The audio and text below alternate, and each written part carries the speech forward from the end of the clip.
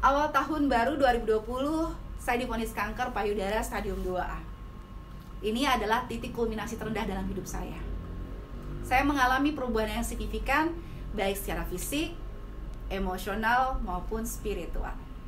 Divonis kanker, siapa yang sangka-sangka sebelumnya? Dan bahkan semua yang mencintai saya terus sedih dengan kenyataan ini. Kenapa? Karena kanker payudara merupakan salah satu penyebab kematian tertinggi di dunia. Hasil biopsi saya menunjukkan IR/PR positif dan HER2 positif, atau yang disebut juga dengan triple positif. Salah satu jenis kanker yang tumbuh sangat cepat dan juga ganas. Dari hasil biopsi itu akhirnya kami gundah gulana. Kami mencari sebanyak-banyaknya informasi mengenai pengobatan kanker payudara. Di awal-awal saya pun juga mengikuti pengobatan alternatif. Saya minum ramuan-ramuan herbal dan juga saya memantang makanan tertentu.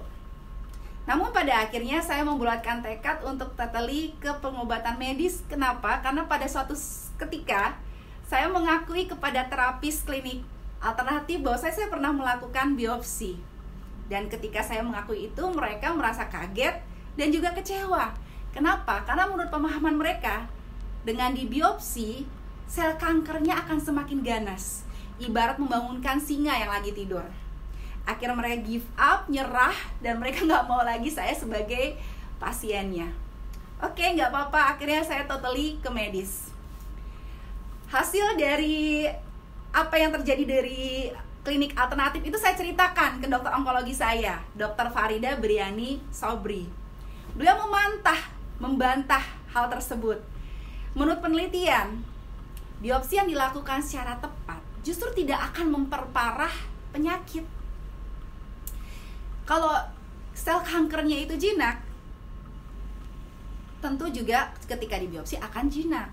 Jika selnya itu ganas, setelah dibiopsi pasti akan ganas. Seperti itu.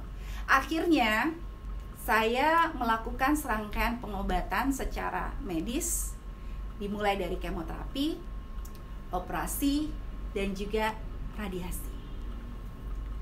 Ibu-ibu remaja putri yang saya sayangi, di luar sana masih banyak wanita yang beranggapan negatif terhadap pengobatan medis.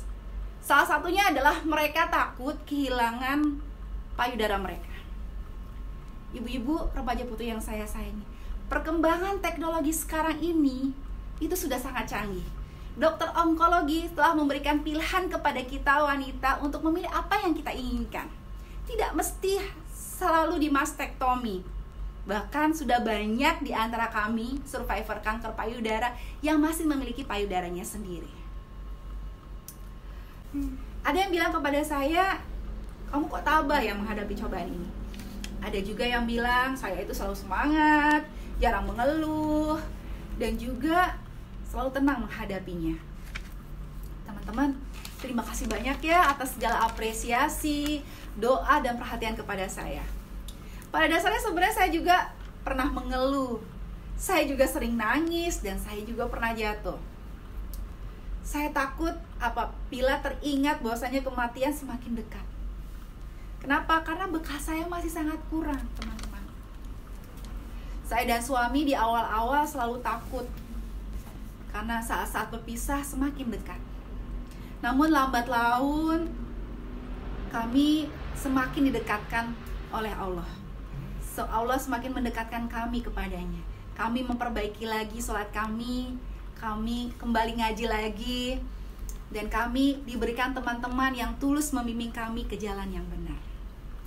Kami selalu berprasangka baik kepada Sang Maha Penyembuh, berprasangka baik kepada diri sendiri, berprasangka baik kepada kanker ini, dan juga kami berprasangka baik kepada siapapun. Saya mensyukuri semuanya, saya menikmati semuanya. Saya berupaya membahagiakan orang lain. Ada satu kutipan dari Imam Syafi'i yang patut kita renungkan secara bersama. Beberapa orang yang telah meninggal, karakternya masih hidup. Namun beberapa orang yang masih hidup, karakternya yang membunuh mereka. Dari kutipan ini dapat kita pelajari bahwa sebenarnya antara sakit dan sehat itu nggak ada masalah. Yang penting kita selalu bermanfaat dan menjadi rahmat bagi semesta alam. Dan bila kita sembuh pun itu sebenarnya belum cukup kalau kita tidak bahagia. Dan apabila kita bahagia, itu pun tidak ada cukup kalau jika kita tidak vibran atau memberikan kebahagiaan di sekeliling kita. Jika semua itu bisa terjadi, semoga kita menjadi berkah bagi semesta alam. Terima kasih.